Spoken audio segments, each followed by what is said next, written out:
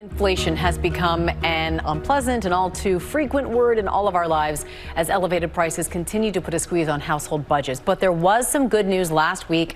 July's inflation numbers, while still high, decreased more than expected, and national gas prices also fell below $4 a gallon for the first time since March.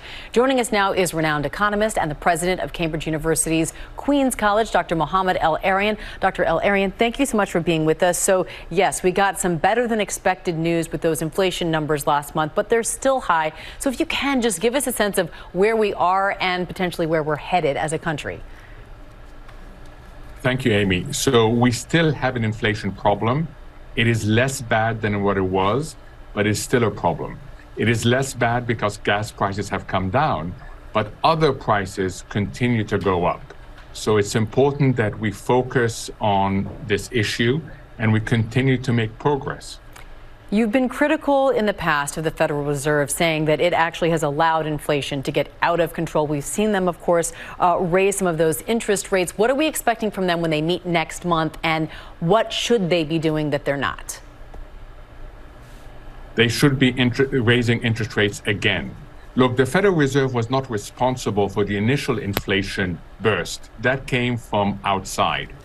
But it let it be entrenched into the system. And now the drivers of inflation have become much wider and much more persistent.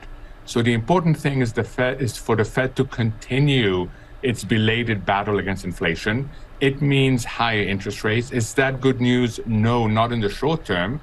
It means mortgages will become more expensive, loans will become more expensive. But it's better for us to get the inflation genie back into the bottle than to let it out again and have it threaten growth, because the last thing we need is for our economic growth to go into recession. Yeah, inflation genie back in the bottle. And if they do what you're suggesting they should do, continue to raise those interest rates, how long before we'd be out of this current bad situation? So we will be out of the inflation situation by this time next year. The question that is on everybody's mind is, what is the cost of getting out of it? You know, at one time we were hoping for what's called a soft landing, which means you lower inflation without sacrificing economic growth. Now, unfortunately, because the Federal Reserve has been so late, we're going to end up sacrificing some economic growth, but we can still do so without falling into a recession.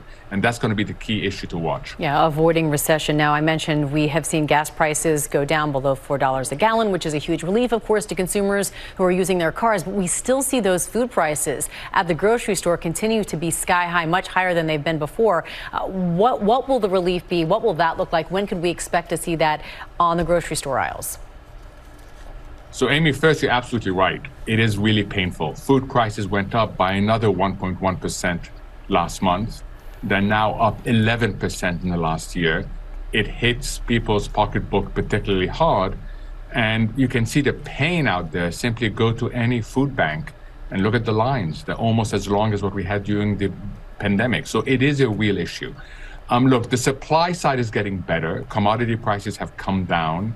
Supply chains are improving. So food inflation will get better, but it's not going to be immediate.